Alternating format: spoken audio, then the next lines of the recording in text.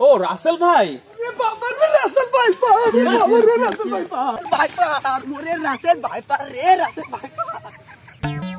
দেশে ইদানিং শুনতেছি রাসেল ভাইপারের খুব আতঙ্ক বেড়ে গেছে।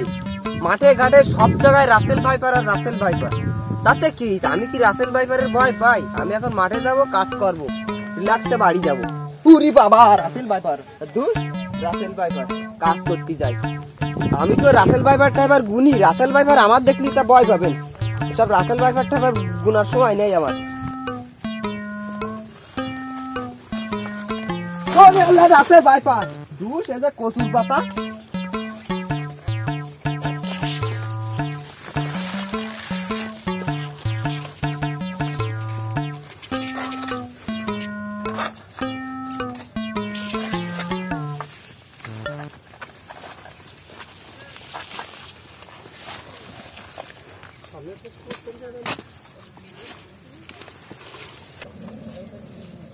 কিরে ঠান্ডা, ও মা রাসেল ভাইপার দুস বারবার শুধু ভয় পাতিস যে কচুর পাতা, বারবার ভয় পাতিস।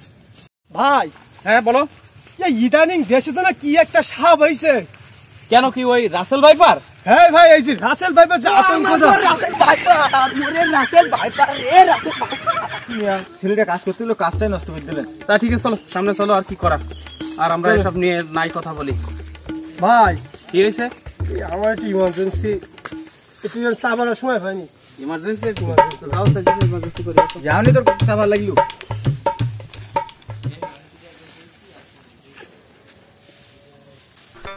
কিরা ফোন দিল এই অসময়ে আবার? ও আচ্ছা, দেখ কথা বলি। হ্যালো, ওয়ালাইকুম আসসালাম। ও রাসেল ভাই, কি হলো কি হলো? রাসেল ভাইপার আরে মিয়া কি করো তুমি? আমরা একটুখান কথা বলতেছিলাম, আমার রাসেল ভাই ফোন দিয়েছে কিশোরগঞ্জ থেকে, তাই কথা বলতেছিলাম। তুমি কি কি কি অবস্থা, কি আতঙ্কে কি? ভাই আপনি আমি দেখেছিলেন রাসেল ভাইপার খুব আমি কিছু এখানে আপনি রাসেল ভাইপার কি মুসিবত যে এখন একটা ফোনে রাসেল নাম নিয়েও কথা বলা যাবে না। কি একটা শুরু দেশের কি একটা দেশের অবস্থা কি?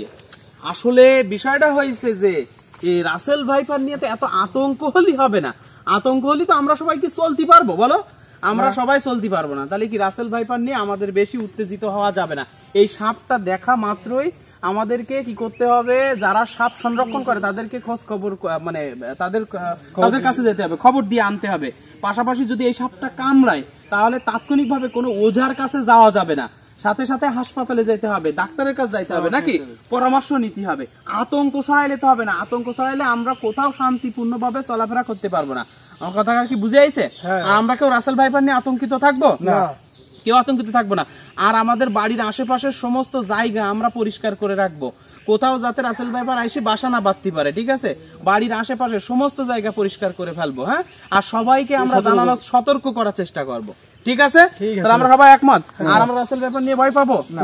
ওকে, আজকে থেকে আমরা রাসেল ভাইপার নিয়ে আর ভয় পাবো না। আমরা বাড়ির আশেপাশে পরিষ্কার করব, জনসচেতনতা বৃদ্ধি করব, পাশাপাশি যাকে রাসেল ভাইপার কোনো সাপে কামড়াবে আমরা তাকে হাসপাতালে নিয়ে যাব। ঠিক আছে, ওকে চলো সবাই আমরা সামনের দিকে যাই।